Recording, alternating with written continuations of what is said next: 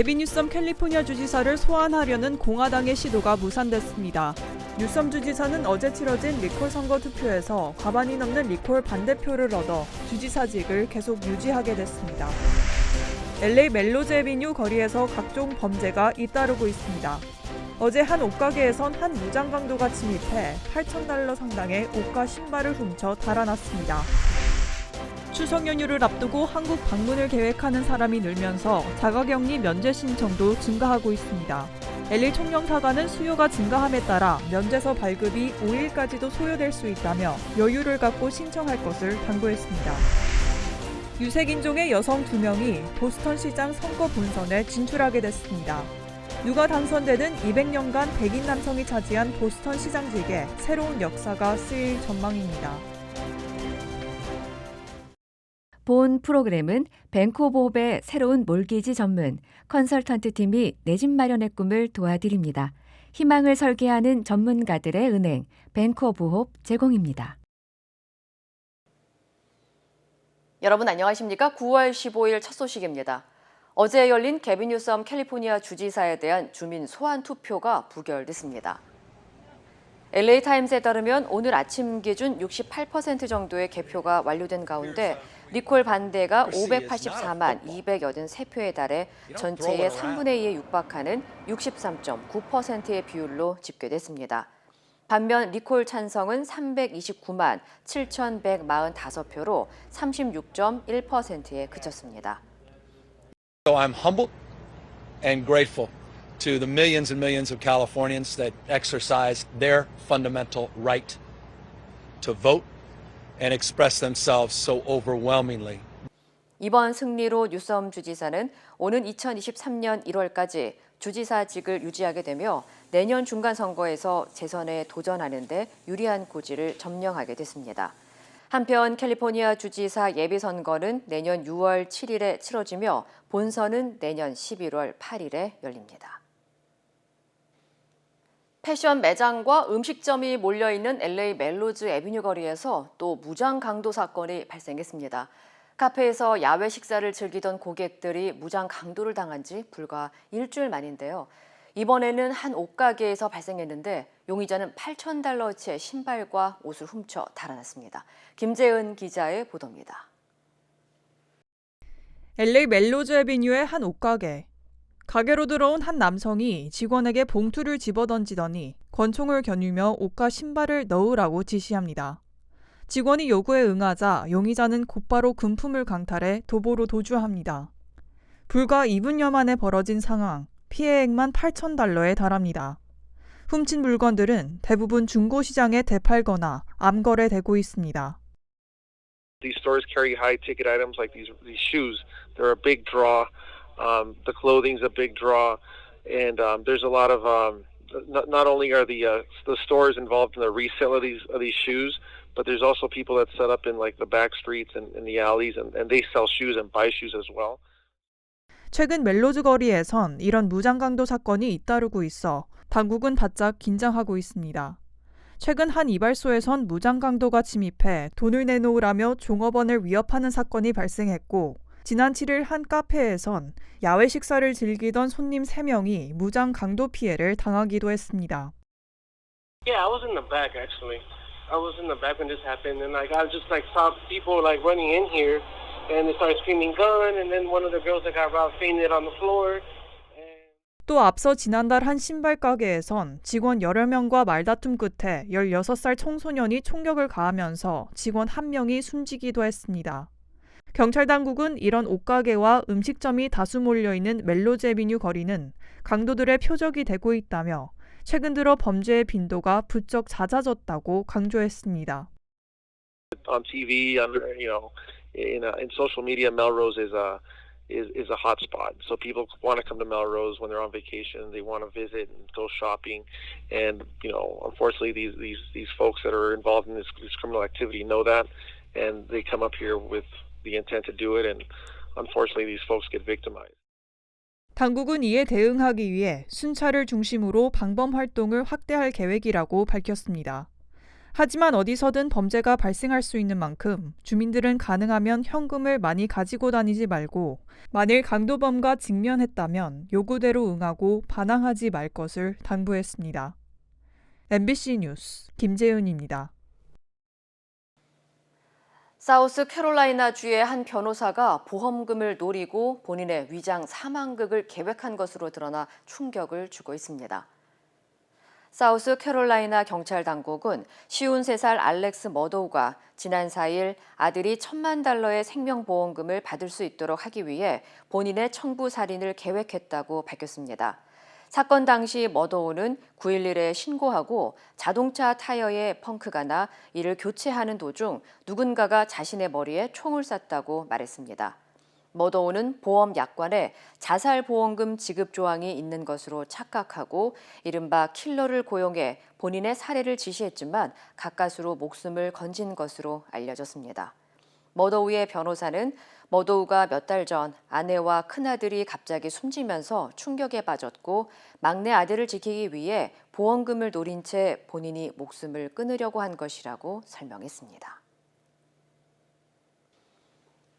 추석 연휴를 앞두고 한국 방문을 계획하는 분들 많으실 텐데요.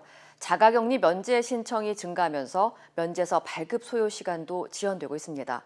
LA 총영사관은 불이익을 피하기 위해선 출국하기 2주 전 격리 면제서를 신청하고 구비 서류와 준비 절차 등에 대한 정보를 꼼꼼히 확인할 것을 조언했습니다. 홍지은 기자의 보도입니다. 한국 추석 연휴 일주일을 앞두고 해외 백신 접종자에 대한 격리 면제 신청이 급증했습니다. LA 총영사관에 따르면 현재 한국 방문 격리 면제 신청은 하루 300여 건으로 이전보다 2배 정도 늘었습니다. 15일 이내 한국 입국 예정인 항공권 확인 요건이 추가된 데다 수요가 증가한 만큼 면제서 발급 소요 시간도 지연되면서 출국 2주 전에 격리 면제서를 신청하는 것이 중요합니다. 다만 쉽게 생각하시면 그냥 출국하기 2주 전에 신청하면 된다 이렇게 생각하시면 될 것 같습니다. 통상 3일 정도에 발부되고 있지만 신청이 폭주할 경우, 예를 들어 요즘 같은 경우입니다. 추석 전에 지금 신청자가 폭증하다 보니까 5일까지도 소요가 된다는 점 참고하셔서 신청해 주시기 바라겠습니다. 4인 가족이 격리 면제를 원할 경우 개인별로 신청해야 하는데 6세 이상에서 12세 미만은 백신 접종 대상도 격리 면제 예외에도 해당되지 않다는 사실을 유의해야 합니다. 한국 입국을 위해선 격리 면제서와 별개로 누구든 PCR 음성 확인서도 반드시 지참해야 합니다. 발급이 중요하기 때문에 설령 검사를 그 전에 받았다 하더라도 발급 일자가 3일 이내면 72시간 이내면 되고요. 다만 2, 3일이라는 것은 일반적인 경우고 검사소별로 검사 기간에 차이가 있기 때문에 만약에 하루 걸리는 곳이다. 그렇다면 그 하루를 고려해서 신청을 하셔야겠죠. 이 점을 유의하시기 바라겠습니다. 백신 접종을 완료하고 직계 가족을 방문하는 경우에만 격리 면제가 허용되며 영사민원 24 웹사이트를 통해 면제서를 신청하면 됩니다. 서류 미비 등의 사유로 신청이 반려된다면 다시 신규로 신청해야 하는데 LA 총영사관은 신청자의 출국 일자를 고려해 신속히 처리하고 있다고 전했습니다. 격리 면제서 발급이 시행된 이후 2달 동안 LA 총영사관에 13,000건이 신청됐으며 이는 미 전역에서 가장 많은 수준입니다. LA 총영사관은 해외 예방접종 완료자에 대한 자가격리 면제 지침은 한국의 확진자 상황에 따라 변동될 수 있는 만큼 신청 전 영사관 홈페이지를 통해 최신 정보를 확인할 것을 당부했습니다. MBC 뉴스 홍지은입니다. LA 카운티 보건당국이 실내 술집이나 유흥시설 입장객들에게 코로나19 백신 접종 증명을 의무화하는 방침을 추진하고 있습니다. 바바라 페러 LA 카운티 보건국장은 이번 주 내로 술집과 와이너리, 나이트클럽 등에서 근무하는 직원과 방문하는 손님들을 대상으로 코로나19 백신 접종 증명을 요구할 계획이라고 전했습니다. 발표된 새 지침에 따라 직원과 손님들은 다음 달 7일까지 최소 한 번 이상의 코로나19 백신을 접종하고 11월 4일까지 2차 접종을 모두 완료해야 합니다. 또 새 지침은 10,000명 이상 모이는 야외 대형 이벤트 참석자와 직원들도 72시간 내에 코로나19 음성 결과서나 백신 접종 사실을 증명해야 하는 내용도 포함됐습니다. 페러 국장은 백신 의무화가 현재 백신 접종률을 빠르게 높이고 있고 팬데믹을 종식시키기 위한 매우 중요한 전략이라고 강조했습니다. 캘리포니아 북가주를 중심으로 확산하고 있는 대형 산불로 세코이아 국립공원까지 위협받고 있습니다. 연방국립공원관리국은 현재 시에라 네바다 산맥에서 확산하고 있는 2개의 산불이 2,000개의 초대형 세코이아 나무가 위치한 자이언트 포레스트 쪽으로 번지고 있다고 밝혔습니다. 특히 자이언트 포레스트에는 세계에서 가장 큰 나무인 셔먼 장군 나무가 자리 잡고 있습니다. 콜로니와 파라다이스로 명명된 2개의 산불은 지난주 이 지역에 130회 이상의 번개가 내리치면서 발화됐으며 이 둘은 합쳐지면서 불에 타 전소된 면적이 6천여 에이커로 불어났습니다. 이에 따라 소방당국은 산불 지역에 긴급 대피령을 내리고 진화의 총력전을 펼치고 있으며 국립공원 당국은 지난 13일 안전을 위해 세코이아 국립공원을 긴급 폐쇄했습니다. 오는 11월 치러지는 보스턴 시장 선거에서 최초의 유색인종 여성 시장이 탄생할 전망입니다. AP통신에 따르면 보스턴 시장 예비선거 후보로 출마한 후보 가운데 미셸 우와 아니사 SIB 조지 시의원 2명이 가장 많은 득표를 얻어 오는 11월 본선에 진출하게 됐습니다. 두 후보는 모두 유색인종이자 여성 후보로 누가 선출되든 최초의 여성 시장, 또 최초의 흑인 시장, 또는 최초의 아시아계 미국인 시장이 등장하게 돼 선거에 관심이 쏠리고 있습니다. 보스턴은 지난 1822년 존 필립스 초대 시장이 부임한 후 200년 동안 백인 남성만 시장으로 선출됐습니다. 최근 치러진 여론조사에서 우 시의원이 1위를 기록해 가장 유력한 후보로 거론되고 있습니다. 우 시의원은 대만계 이민자 가정에서 태어나 하버드대 경제학과와 로스쿨을 졸업하고 지난 2013년 첫 아시아계 여성 시의원으로 당선됐습니다. 캐시 호컬 뉴욕 주지사가 다음 주부터 코로나19 추가 접종, 이른바 부스터샷 접종을 준비하고 있다고 전했습니다. 호컬 주지사는 오는 20일부터 부스터샷이 승인될 수 있다는 소식을 들었으며 그때쯤 뉴욕은 주민들에게 추가 접종을 시작할 준비를 끝낼 것이라고 밝혔습니다. 뉴욕주 당국은 부스터샷 승인이 날 경우 접종 희망자들이 폭주할 수 있는 만큼 백신 전문 인력을 추가 배치하고 있다고 설명했습니다. We are directing the Department of Health to allow basic EMTs to administer vaccines. This is an idea that came out of our local officials. Many county executives told me that they would like to be able to have this ability for their local fire departments and health agencies. And that adds over 2,000 fully trained vaccinators, and we have 50,000 now eligible for training. 호컬 주지사는 감염률이 높은 지역과 카운티 운영 백신 접종 센터에 전문 의료 인력을 지원할 계획이라고 덧붙였습니다. 부스터샷 접종 대상은 2차까지 코로나19 백신 접종을 마친 뒤 8개월이 지난 주민입니다. 미국인 500명 중 1명이 코로나19에 걸려 숨진 것으로 나타났습니다. 존스홉킨스 대학 통계 데이터에 따르면 어제 기준 미국의 코로나19 누적 사망자는 66만 3,913명으로 국민 500명 중 1명이 코로나19로 사망한 것으로 집계됐습니다. 신규 확진자와 입원 환자는 안정화하는 추세지만 어제 기준 하루 평균 사망자는 1,805명으로 올해 최저점이었던 지난 7월 5일에 218명의 8배가 넘게 치솟았습니다. 미 전체 인구의 54%만이 코로나19 백신 접종을 완료한 상태인 가운데 접종 속도는 갈수록 더뎌지고 있고 접종률은 지난 일주일과 한 달과 비교해 각각 4%와 28% 떨어진 상황입니다. 미국, 영국, 호주 세 나라가 인도 태평양 지역의 평화와 안정을 명분으로 3국 방위체제를 출범시키기로 했다고 발표했습니다. 특히 호주가 세계에서 7번째로 핵 추진 잠수함을 갖도록 지원한다고 밝혀 사실상 중국 견제를 강화한 것으로 받아들여지고 있습니다. 워싱턴에서 박성호 특파원입니다. 미국, 영국, 호주 세 나라 정상은 인도태평양 지역의 평화와 안정을 위해 3국 안보 체제를 출범하기로 했다며 각 나라의 영문 앞글자를 따 오커스라고 이름 붙였습니다.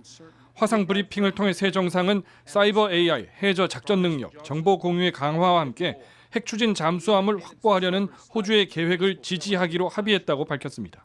We're opening a new chapter in our friendship.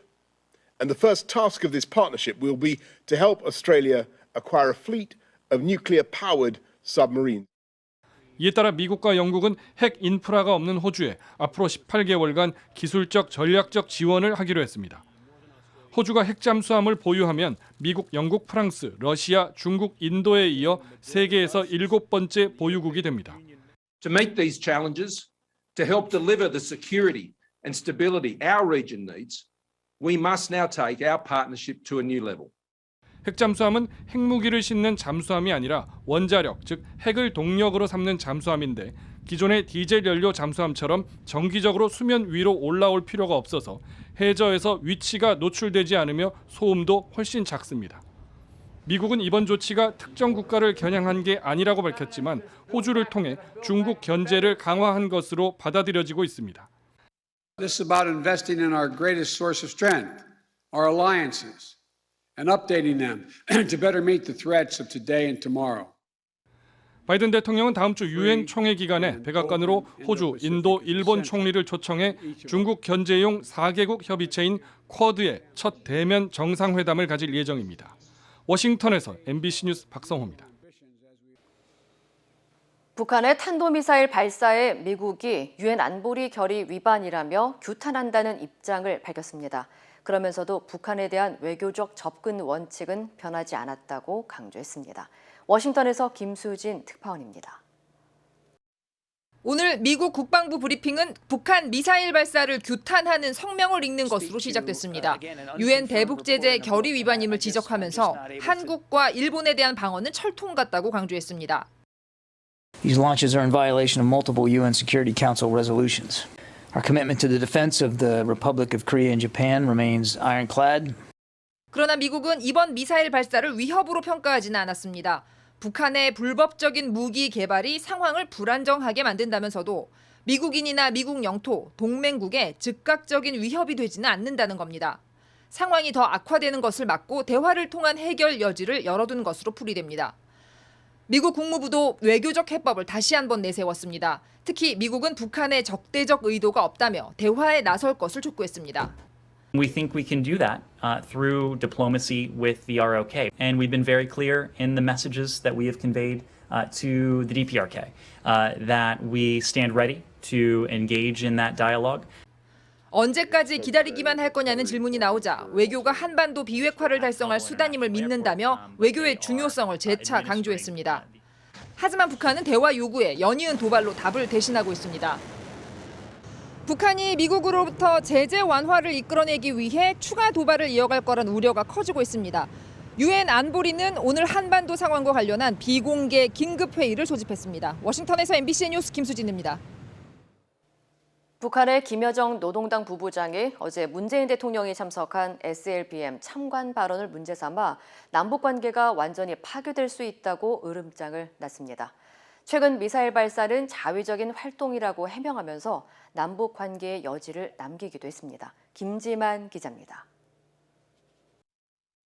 문재인 대통령의 SLBM 참관 발언이 나온 지 불과 4시간 뒤 김여정 북한 노동당 부부장은 한밤중 비난 담화를 발표했습니다.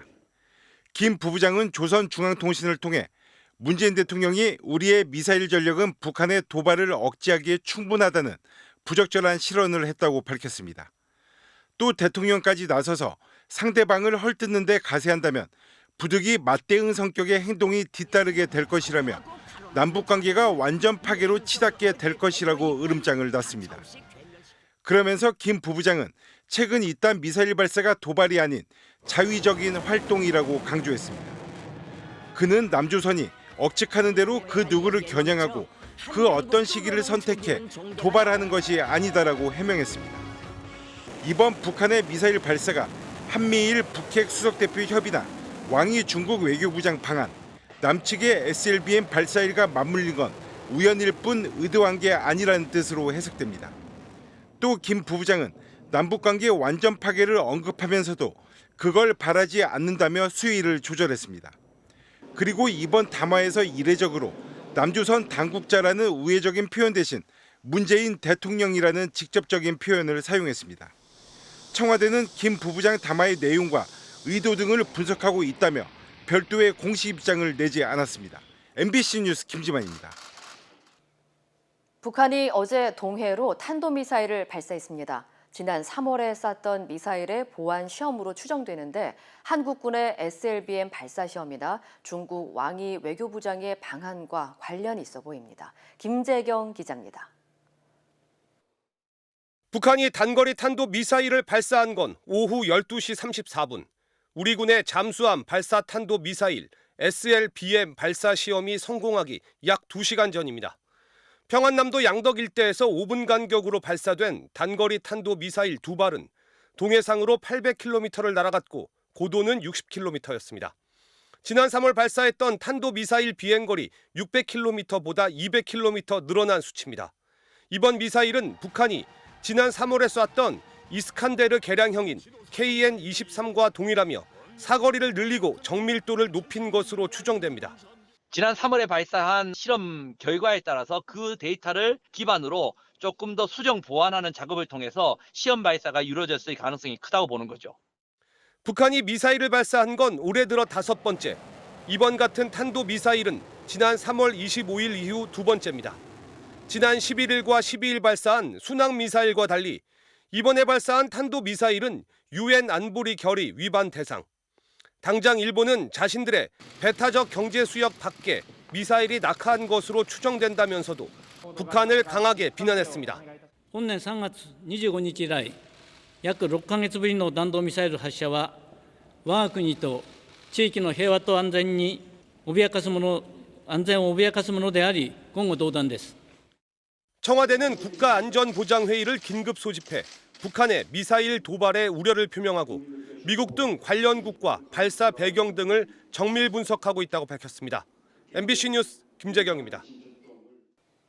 민주당 이낙연 전 대표가 의원직을 내려놓고 1위 이재명 후보에 대한 추격의 의지를 다졌습니다. 국민의힘의 1차 컷오프 결과 윤석열, 홍준표 두 후보가 선두권에서 접전을 벌였습니다. 이학수 기자입니다. 충청 경선 패배 이후 의원직 사퇴를 선언했던 이낙연 전 대표가 일주일 만에 본회의 표결을 거쳐 의원직을 내려놨습니다. 이 전 대표는 정권 재창출이라는 책임 앞에 가장 중요한 것을 던지기로 했다면서도 의원으로서의 책임을 다하지 못한 데 대해선 울먹이며 사과했습니다. 서울 종로구민 여러분께 죄송합니다. 저희 보좌진 여러분께도 사과드립니다. 그러면서 열흘 남은 호남 경선에 모든 걸 걸겠다는 각오를 밝혔습니다. 이재명 경기지사는 전도민 재난지원금 지급을 위한 경기도 추경안이 도의회를 통과하자 환영 입장을 밝혔습니다. 중앙정부 지급 대상에서 제외된 253만 명에게 다음 달 1일부터 1인당 25만 원씩 지급한다고 밝혔습니다. 경기도 재난기본소득은 이러한 사각지대에 있는 분들을 지원해서 정부 정책을 보완하고 정책의 완결성을 높이는 데 그 목적이 있습니다. 국민의힘은 여론조사를 통한 1차 컷오프로 8명의 후보를 출연했습니다. 선거법으로 인해 순위와 득표율은 공개되지 않았는데 윤석열, 홍준표 두 후보가 1, 2위를 놓고 오차 범위 내 접전을 벌인 것으로 전해졌습니다. 국민들께서 또 우리 당원 동지들께서 열렬히 지지를 해주신 것에 대해서 막중한 책임감을 느낍니다. 아직 50일이 남았습니다.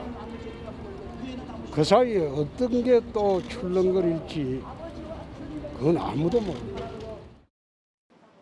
제보자 조성은 씨와 박지원 국정원장과의 회동에 홍준표 캠프 인사가 동석했다는 윤석열 캠프 측 의혹 제기에 해당 인사는 당일 CCTV와 카드 내역까지 공개하며 사실무근이라고 강하게 반박했습니다. MBC 뉴스 이학수입니다. 최근 로봇이 BTS 멤버들과 함께 춤을 추는 광고 영상이 등장했습니다. 기술의 발전으로 일상으로 들어온 로봇, 이유경 기자가 취재했습니다. 군대 훈련에서 기원한 파쿠르란 길거리 스포츠.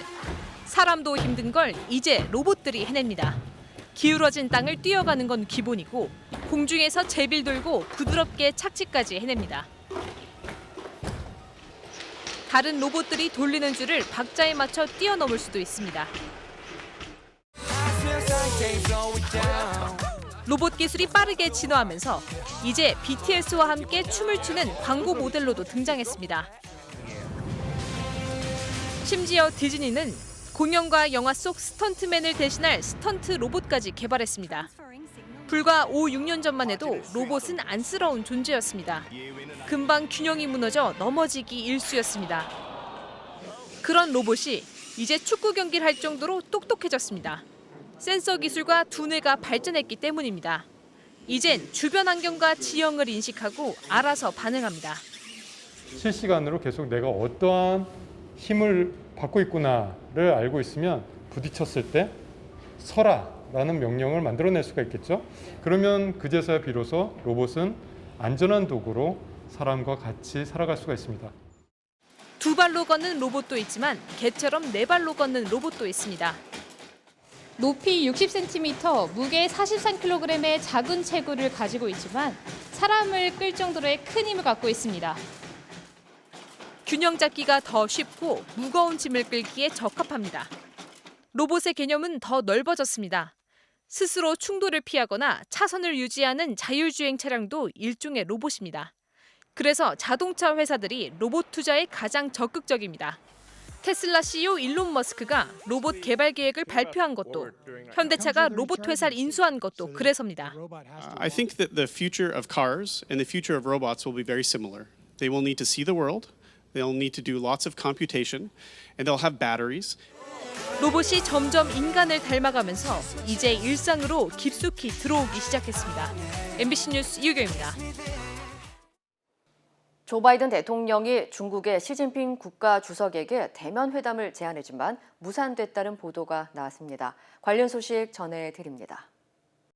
영국 파이낸셜 타임스는 지난주 바이든 대통령이 시 주석과의 90분간 통화에서 대면 회담을 제의했지만 시 주석이 반응을 보이지 않았다고 보도했는데요. 바이든 대통령은 미중 관계 교착을 타개하기 위해 취임 이후 첫 정상회담을 제안했으나 시 주석은 미국이 중국을 향해 덜 강경한 어조를 취할 것을 요구했다고 미 관리는 전했습니다. 다만 미국 측 인사는 내달 열리는 G20 정상회의를 전후로 두 정상이 화상회담을 진행할 가능성을 시사했습니다. 호주의 뉴사우스 웨일스주 바다에서 100마리가 넘는 혹등고래 무리가 포착됐습니다. 성체의 몸 길이가 최대 16m에 달하는 혹등고래는 평소엔 2-3마리를 이루어 활동하지만 번식 해역에서는 꽤 큰 무리를 만들기도 하는데요. 당시 상황을 목격한 선주는 혹등고래들이 물고기를 사냥하는 모습을 볼 수 있어 운이 좋았다면서 호주 해역에서 이처럼 큰 무리가 목격된 사례는 두 번째라고 설명했습니다. 어제 애플이 아이폰 13 시리즈 등 신형 제품을 공개하자 삼성전자가 SNS 계정을 통해 애플을 저격하고 나섰습니다. 삼성전자는 애플이 신제품을 공개한 직후 데자뷰를 느끼는 사람은 우리뿐이야 라며 아이폰 13 시리즈가 전작 대비 큰 차이가 없는 점을 꼬집었습니다. 이어 반으로 접을 수 있다면 얼마나 멋졌을까라며 자사의 폴더블 폰 갤럭시 Z 시리즈의 강점을 내세웠습니다. 애플은 아이폰 13 공개 행사에서 삼성전자의 모바일 프로세서 기술력을 깔아뭉개며 견제에 나섰는데요. 하반기 스마트폰 시장을 차지하기 위한 양사의 경쟁은 앞으로 더 치열해질 전망입니다. 카불 공항 폭탄 테러로 발이 묶였던 10대 아프간 여성 청소년 축구팀이 파키스탄으로 대피했습니다. 앞서 피파는 각국 정부에게 탈레반의 생명의 위협을 받게 된 아프간 여자 축구 선수들을 탈출시켜달라는 서한을 보냈는데요. 현지 시간 15일 파키스탄 축구연맹은 여성 청소년 축구팀 선수와 코치 등 81명이 토르캄 지역 국경을 넘어 파키스탄에 도착했다고 밝혔습니다. 이어 30여 명의 선수가 추가로 파키스탄에 도착할 것이며 이들은 제3국에 망명을 신청할 것이라 전했습니다. 이 시각 세계였습니다. 본 프로그램은 구매부터 재융자까지 멀티패밀리 아파트론도 역시 뱅크 오브 홉이 하면 다릅니다. 희망을 설계하는 전문가들의 은행 뱅크 오브 홉 제공입니다.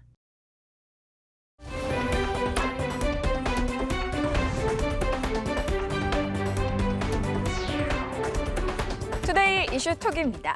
미국 뉴욕을 찾는 관광객들에게 브로드웨이는 필수 관람 코스라는 말이 있는데요. 이시톡 첫 번째 키워드는 브로드웨이가 돌아왔다. 자, 현지 시간 지난 14일 미국 뉴욕시 맨하탄의 한 극장 앞에서 프랭크 시나트라의 올드팝이죠. 뉴욕에 울려 퍼지는데요. 브로드웨이 공연장이 다시 문을 연 것을 기념해 배우들이 깜짝 공연을 펼친 겁니다. 코로나19 사태를 뚫고 무려 1년 반 만인데요. 이날 뮤지컬 팬들의 큰 사랑을 받아온 위키드, 시카고 등 4작품이 무대에 올랐는데 객석은 관객들로 꽉 찼고 공연장 앞에는 사람들이 몰려 경찰관들이 교통을 통제하는 상황까지 벌어졌다고 합니다. 관객들은 백신 접종 증명서나 음성 확인서를 지참하고 마스크를 써야 입장할 수 있었다는데요. 뉴욕에서 브로드웨이의 재개장은 남다른 의미가 있다죠. 브로드웨이는 코로나19 대유행 전까지 9만 7천 개의 일자리를 만들어낸 거대 산업이기 때문입니다. 2019년 한 해에만 1,400만 명이 표를 사기 위해 20억 달러, 우리 돈 약 2조 3,500억 원을 지출했다고 합니다. 호주에서 29년 전에 종적을 감춘 희대의 탈옥수가 제 발로 경찰서를 찾아왔다고 합니다. 두 번째 키워드입니다. 코로나가 잡은 호주의 탈옥수. 지난 12일 호주의 한 경찰서에 허름한 옷을 입은 60대 남성이 찾아왔습니다. 그의 정체는 바로 29년 전 뉴사우스웨일스주 한 교도소를 탈출한 탈옥수 다르쿠 데식인데요. 이 범죄자는 1992년 대마초를 재배 혐의 의미로 징역 3년 6개월을 선고받고 복역한 지 13개월 만에 탈옥해 신분을 감춘 채 자벽부로 숨어 살아왔습니다. 신분이 들통날까 입금은 꼭 현찰로 받고요. 사람들에게 주목받을 만한 일은 애초에 하지 않았다는데요. 하지만 코로나19로 일거리가 줄자 집세를 내지 못해 거리로 나앉게 된 겁니다. 결국 노숙자 신세로 전전하느니 차라리 지붕이 있는 감옥이 낫겠다는 생각에 자수를 결심했다는데요. 이 남성은 탈옥 혐의로 기소한 상태로 조만간 재판이 열릴 예정이라고 밝혔습니다. 전 세계 10억 명의 사용자를 보유한 소셜미디어 인스타그램, 10대 청소년 사이에서도 인기인데요. 세 번째 키워드입니다. 페이스북이 조사한 인스타그램의 유해성입니다. 페이스북이 여러 차례 심층 조사를 통해 자회사인 인스타그램이 상당수 청소년에게 유해하다는 사실을 알고도 방치한 것으로 드러났습니다. 월스트리트 저널이 지난 3년간 이뤄진 페이스북의 조사 보고서를 입수해 이 같은 사실을 지난 14일 보도했는데요. 특히 10대 소녀들에게 악영향을 끼치는 것으로 확인이 됐는데 10대 소녀 셋 중 한 명이 인스타그램이 나를 더 비참하게 만든다고 답했습니다. 한창 예민한 10대 소녀들이 인스타그램에 올라오는 연예인 등의 얼굴과 몸매를 자신과 비교하며 괴로워한다는 건데요. 문제는 마크 저커버그를 포함한 페이스북의 최고 경영진은 이런 자체 조사를 인지하고도 미성년 이용자 인스타그램 개발을 강행하고 있다는 점인데 페이스북의 이런 행태에 미국 정치권은 당장 어린이 인스타그램 계획을 폐기해야 한다고 비난했습니다. 중국의 한 대학생이 공개적으로 공산당에 충성을 맹세해서 화제의 인물로 떠올랐습니다. 네 번째 키워드입니다. 공산당 대학생의 일사불란 충성 맹세입니다. 중국 천메이 대학교 입학식에서 카랑카랑한 목소리로 축사를 하는 이 학생. 재학생 대표로 연단에 올라 나는 중국 공산당의 아나운서라고 외친 펑린입니다. 해당 영상은 중국판 트위터에 게시 이틀 만에 1억 3천만 클릭을 기록할 만큼 현지 누리꾼 사이에서 화제였는데요. 알고 보니 펑린은 지난 7월 1일 베이징 천안문 광장에서 열린 중국 공산당 창당 100주년 행사에서 일사불란한 움직임으로 공산당 충성 맹세를 선창했던 4인 중 한 명이었습니다. 오차없는 발성과 동선을 선보이기 위해 3개월에 걸쳐 근육이 기억할 때까지 발걸음과 손동작을 수백 차례 훈련받았다는데요. 당시 펑린은 1000대 1에 육박하는 높은 경쟁률을 뚫고 행사에 참석할 대표로 뽑힌 걸로 알려졌습니다. 무려 42억 원에 달하는 만화책이 등장했습니다. 다섯 번째 키워드입니다. 슈퍼맨 이긴 스파이더맨. 마블 코믹스의 슈퍼히어로 스파이더맨이 첫 등장한 59년 전의 만화책이 세상에서 가장 비싼 만화책에 등극했습니다. 미국 헤리티지 경매에서 1962년 출판된 어메이징 판타지 15호가 우리 돈 42억 원에 낙찰된 건데요. 이는 1938년 슈퍼맨이 표지에 등장한 액션 코믹스 1호가 우리 돈 38억 원에 거래되면서 세운 이전 최고가 기록을 넘어선 겁니다. 새 책처럼 보존 상태가 완벽하기 때문인데요. 이 만화책은 10대 소년 피터 파커가 초능력을 얻어 스파이더맨이 된 후에 활약상을 10페이지 분량으로 담았는데 거미줄을 잡고 뉴욕의 건물 사이로 비상하는 스파이더맨의 모습이 표지를 장식한 이 만화책은 출간 당시에 12센트, 우리 돈 140원에 불과했다고 합니다. 영국에서 뱃속의 아기를 지키기 위해서 항암 치료를 포기한 어머니의 소식이 감동을 주고 있습니다. 6번째 키워드입니다. 암 환자 임신부의 선택. 목발에 의지한 채 서 있는 이 여성은 지난해 항암 치료를 포기하고 다리를 잃은 캐슬린 오즈본 씨입니다. 11살 때 앓던 오른쪽 다리 암이 재발해 치료할 수 있었지만 이를 포기한 건 뱃속 4개월 된 아기를 지키기 위한 선택이었던 건데요. 두 아들을 둔 엄마 오즈본 씨는 그렇게 셋째를 낳나 싶었지만 출산 예정 8주를 앞두고 2017년 완치됐던 폐암이 발견됩니다. 제왕절개를 해야 하는 상황에 놓인 순간에도 자신의 건강보다 조기 출산으로 아이를 잃을까 두려웠던 오즈본 씨. 다행히도 예정일보다 빠른 지난 3월에 예쁜 딸을 얻었다는데요. 현재 폐암 말기지만 새 자녀와 많은 추억을 만들고 있다는 오즈본 씨는 건강한 딸을 얻어 다리를 잃은 것에 대해 후회가 없다고 전했습니다. 투데이 이슈 톡이었습니다.